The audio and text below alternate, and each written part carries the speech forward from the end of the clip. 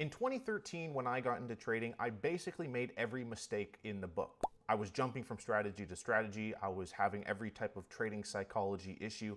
I thought, ooh, if I just change this one thing, I would then be profitable. I was completely wrong. And so after over a decade trading, traveling and trading around the world and helping many other traders do the same, I thought that I would share with you, if I started my trading career over again, I would do exactly this. So the first thing that we're going to talk about is setting yourself up for success. And that's going to be the expectations that you have getting into trading. We all get into trading for the same reason, to make money. Our expectations are everything. What people are going to sell you on the internet is that you can have a 90% win rate, 5-to-1 reward to risk. They'll even say a negative reward to risk is good, as long as you have a really high win rate. And they sell the idea to say, look, I have a 90% win rate, buy my signals, only for you to lose money.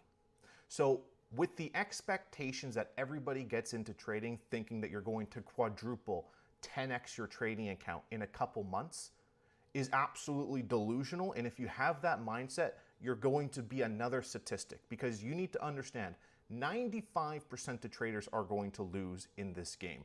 That is the true stat.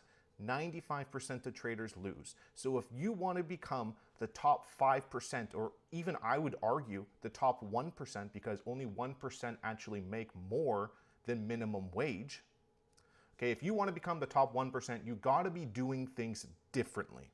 And so if you come to the mindset of, I'm going to quadruple, 10x my trading, you're just going to blow your account.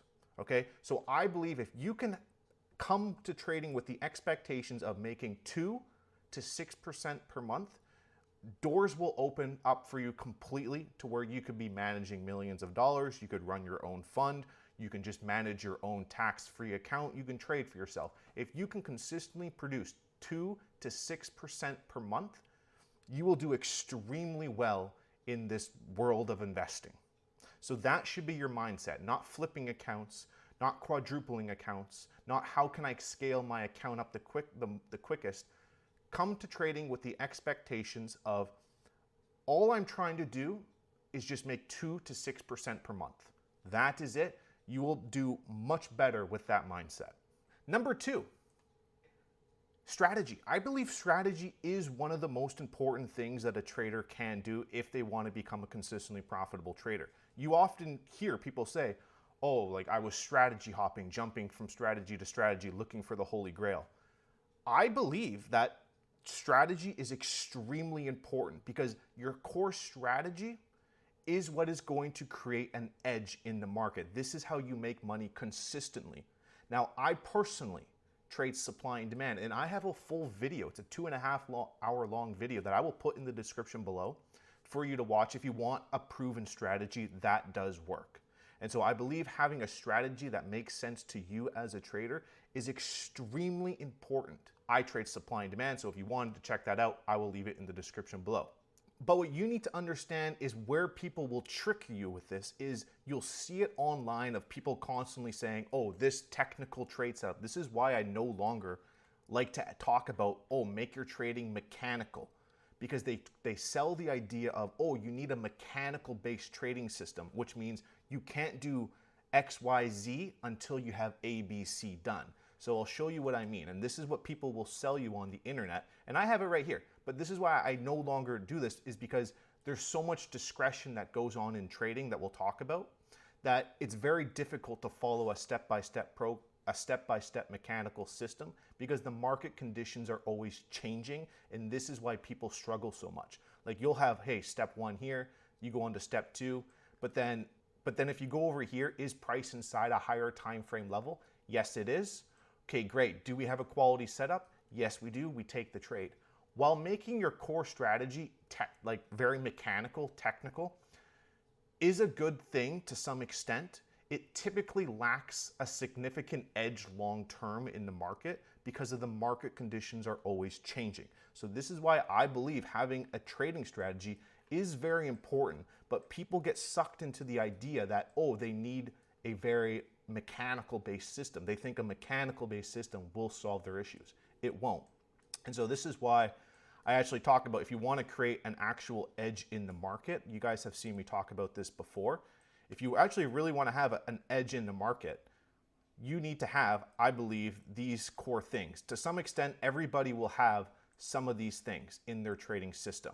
And so a lot of people will talk about strictly technicals, which is like, general support and resistance, chart patterns, indicators. You can create a profitable system with just this. This is what gets the most views on YouTube because it's very easy to learn. This is the easiest to learn. But if you want to create a significant edge in the market, you need to consider other things. You need to consider sentiment. What are the COT reports saying? What is the general consensus of the market for the day? What's happening for fundamentals for the day? What was the GDP numbers that came out for day? How is that influencing the United States dollar? How is that affecting the stock market? What does that trade deal mean? These are things that you have to consider to some extent in order to create a long-term edge in the market. Personal edge, very important, that we'll talk about in a second here. Personal edge, very important. Building your trading plan based off of your strengths and weaknesses, trading off of discretion. And so I believe technicals is very good for just general charting, but it typically lacks a significant edge. And what you'll see most people on the internet is selling you on the idea of just pure technicals, when in the grand scheme of things, I think you need a combination of everything in order to hold the highest chance of being an actual profitable trader. Okay, very important. A lot of people sleep on this idea of that you don't need an actual trading strategy, like a good strategy. I believe you do. They say, oh, it's not about the strategy. I think it is about the strategy. But the strategy is not just supply and demand. It's a combination of everything. Okay, and that's why, when I work with traders in the Moneyball trading program, I hammer home on this concept of, do you actually have an edge in this trade? What are you considering other things in your trading analysis? Very important. Okay, let's go to the next one. Again, I will put that in the description below for you to check out, my course trading strategy. Let's continue on. The next is building your trading plan around your strengths and weaknesses. This is one of the most important things, and we did quickly talk about this here when we're talking about building a personal edge. I think a lot of you guys need to be honest with yourself. And I think a lot of people need to look at their life and to say, look, I don't have the time to day trade. If we're going to specifically talk about swing trading or day trading, I would encourage more people to look at swing trading, simply because the statistics show that you have a lot higher chance of actually generating income, becoming a profitable trader as a swing trader versus a scalper or a day trader. And when they interview the CEOs of these prop firms or brokers, they even come out and say, our most profitable traders are our swing traders, the traders who are holding positions overnight. So, and I think that just works the best. It's less emotions. You can give your trading edge more time to play out. You're not getting swept due to liquidity issues or spreads widening or anything like that. And so going back on the idea of building your trading strategy around your strengths and weaknesses is really important as a trader. And because sometimes, it's about building your trading plan around your life. You only have 2 or 3 hours a day. You don't have the time to day trade. You just simply don't. Instead, what you should be doing is focusing on the charts for 1 hour a day, 30 minutes a day in the morning, and then coming back at night and managing your positions or setting your orders. And so you have 2 sessions, one in the morning, one at night, and that's how you do it. But it's also building your trading plan around your strengths or your weaknesses, like saying, I have an issue with revenge trading. Okay, so you need to put certain trading rules in place in order to stop yourself from revenge trading. And so this is why when traders come to me and work with me in the program, we talk about these issues. And we say like, hey, what's the issue that you're having? Oh, I have issues with revenge trading. Okay, well, we're going to do this. We're going to implement this rule to stop you from revenge trading.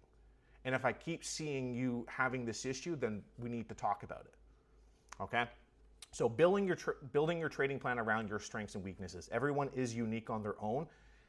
You've really got to figure that out. But if you need help, let me know in the comments below. You can always ask a question. It's no problem. You can always reach out to me on social media at Moneyball Austin. So hey, I appreciate if you guys like this video, by the way. Thank you very much. Let's go on to number 4, psychology and risk. I do believe it is one of the most overrated things, but without it, you will never make money.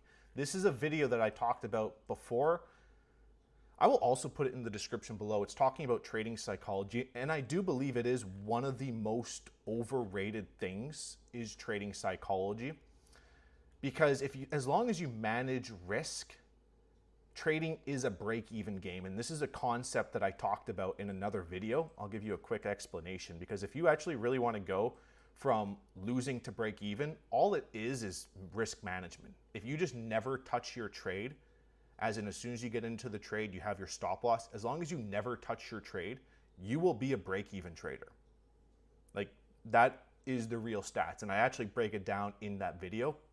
I'll have that, I should just have it as a playlist, to be honest. I'll create a new playlist of the videos that I recommend listening that I've mentioned so far in this video that you just got to check it out. They're just fantastic videos. And I break it down to say, look, at the bare minimum, you should be a break-even trader as long as you have risk management. So why are you letting your emotions get caught up in your trading? Why are you making emotional trading decisions? You're losing money because you're self-sabotaging your trade. Just don't touch your trade and you'll be a break-even trader. So the problem starts coming in when you look at the monetary value of the trade, saying, oh, look, I'm losing $100. Yeah, you might be losing $100, but relatively, your trading edge only has a negative 2% edge.